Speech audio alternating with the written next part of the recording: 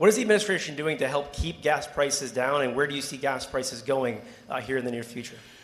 Well, the President of the United States has been crystal clear about this. Look, gas prices are up, and we know they're up, and we know that people are hurting because of it, and we're doing everything that we can to ensure that they stay lower. I will say, the President said this, and I certainly agree with it. This is a temporary blip, okay? What happened under the Biden administration is that gas prices were high for 4 years.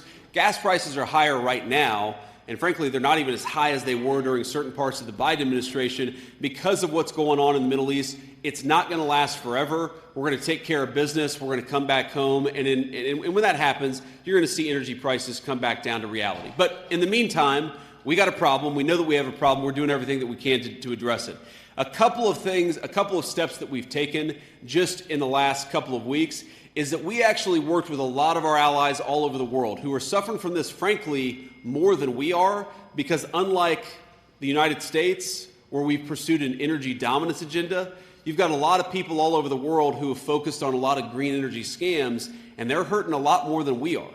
So as much as we got to focus on getting these gas prices down, the reality is overseas they're feeling it far worse than we did because we've taken the steps to protect our energy economy. So for example, what we did working with these allies, that we released hundreds of millions of barrels out of all these petroleum reserves so that we could put some downward pressure on prices.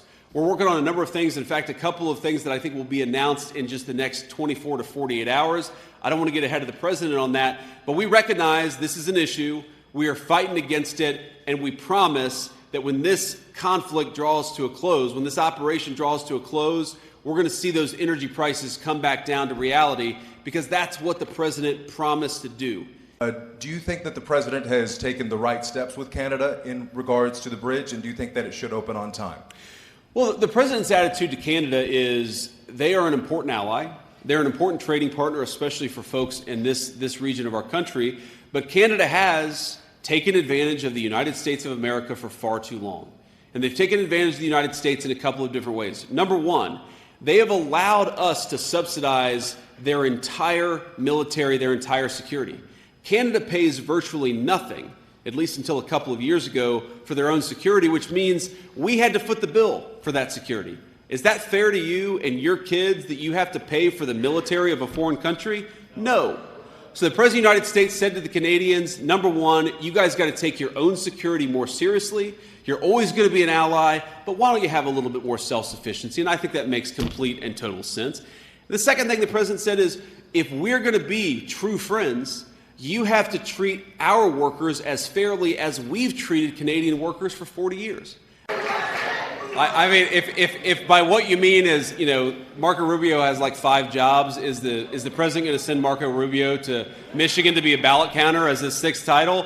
I don't think so. I haven't talked to the president or Marco about it. But look, there's a lot of scare tactics, and there's a lot of scary language floating around there. The president and I have been working very hard, and we actually got a good vote yesterday in the United States Senate on the Save America Act, which is a very simple piece of legislation that does a number of things. Jon Kent resigned from his post over his objection to the war in Iran. He was among those Republicans who was pretty dedicated to Trump's agenda and the MAGA movement.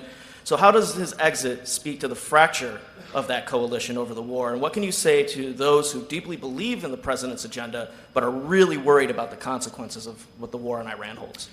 Well, look, I mean, the president has said this, I've said this, nobody likes war, right? And I guarantee the president of the United States is not interested in getting us, in the kind of long-term quagmires that we've seen in years past. I know the president, I know the way that he thinks about America's national security. That is not a risk with this president at all.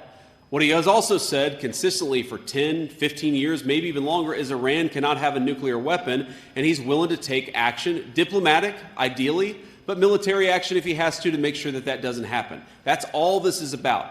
We don't want the Iranians to have a nuclear weapon. The president's been clear about this, and that's what led to the president's decision of, about 3 weeks ago.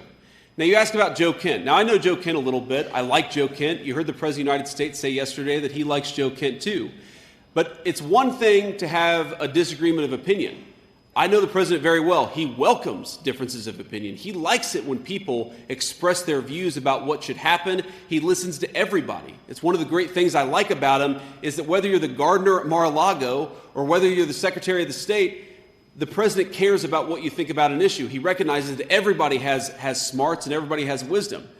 That said, whatever your view is, when the President of the United States makes a decision, it's your job to help make that decision as effective and successful as possible. And so the president said this yesterday, if you are on the team and you can't help implement the decisions of his administration, he has the right to make those decisions, then it's a good thing for you to resign. And I think that's exactly right. It's fine to disagree. But once the president makes a decision, it's up to everybody who serves in his administration to make it as successful as possible. That's how I do my job, and I think that's how everybody in the administration should do their job too. If you like this video, then like, share, and subscribe to Mirror Now.